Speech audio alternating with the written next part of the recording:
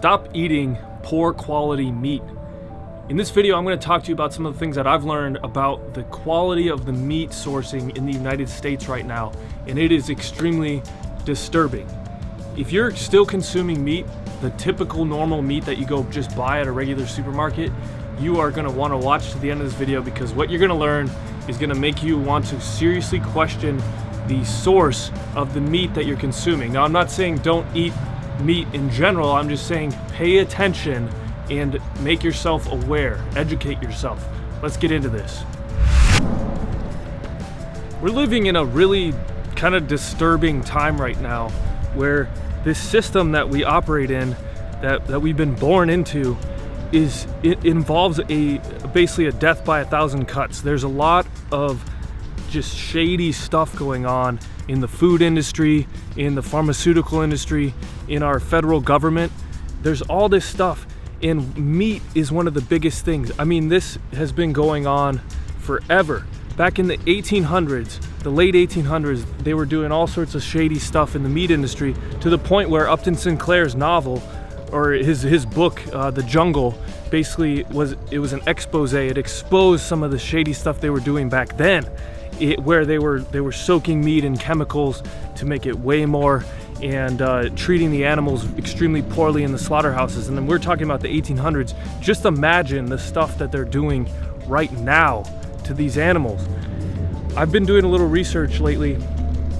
The quality of meat in the United States is absolutely terrible, and that's why I implore you to really consider where you get the meat that you're eating. I'm not saying don't eat meat. I personally eat quite a lot of meat, but I make sure that I get it from a good source, and here's why.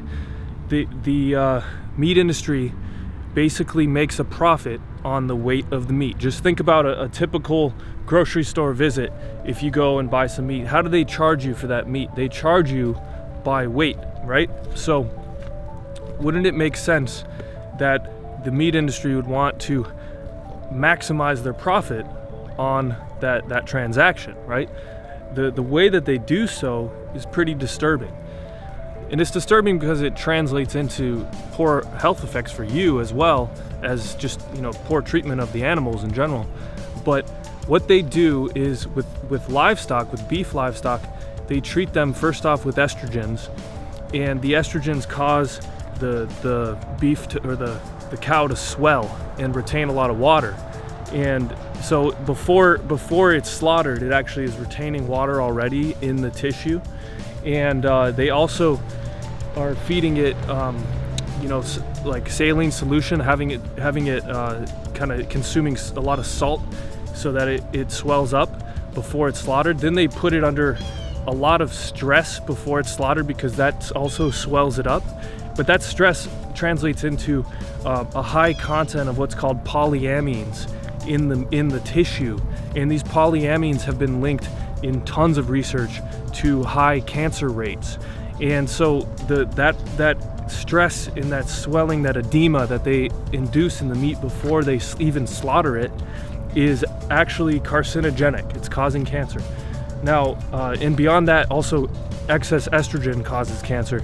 And there's an interesting study, or an interesting link between the fact that if you look at countries like Mexico and Argentina, they actually have a much higher rate of meat consumption than the United States. However, in men, in a large study of men in those countries, there are much lower rates of prostate cancer in those countries than in the United States, and that's because prostate cancer is caused by excess estrogen.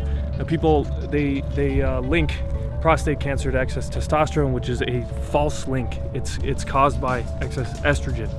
And that research would point to the fact that is likely due to, or at least heavily influenced by, that excess estrogen in the meat itself. Now, what do they do after they slaughter the animals? The meat is typically transported, and what they do is they soak the steaks or the beef in, or any kind of the meat. They soak it in chemicals and water to make it swell up. That's why if you go to just a regular grocery store and you pick up a steak, what do you notice in that steak? actually there's a lot of water running out of the steak, and this has become such an issue that's not natural. It's not natural for water to be coming out of the steak. That's literally just a way that they're ripping you off. And it's become such an issue that even the FDA has a hotline dedicated to people calling in and complaining about and issuing complaints about this kind of stuff in their meat. And you know, even beyond that, just in terms of a business practice, it's mind-blowing that the government allows this to go on, because it is just pretty much blatant. It's blatant fraud. We're being charged as consumers, we're being charged extra. We think we're paying for the meat, we're actually just paying extra for water that they've pumped into the meat. We're paying extra for these chemicals that they've pumped into the meat. We're paying extra for them to stress the animals to the point where they're producing a lot of polyamines, which are going to potentially lead to cancer down the road for the consumers anyway. This whole system is absolutely ridiculous, and we should be doing something about this. And so I want to help raise the awareness for that in the only way that I can do it right now, which is on video. So if you know anybody that needs to know this kind of information, definitely share this video with them. And I recommend getting your meat directly from the source if possible. Now, you know, there are people that follow my stuff and that know, you know, you can go to any local farmer's market, meet the farmer, like know who you're talking to, and you can ask them directly. You can ask them questions about the source of the meat. How do you treat the animals? Do you inject your animals with any sort of extra hormone treatments, like the estrogen or growth hormone treatments? Do you stress the animal before slaughter? You know, what are you feeding the animal? Because a lot of the feed also contains things that are estrogenic. What you want to look for is low to no estrogens, and actual humane treatment of animals.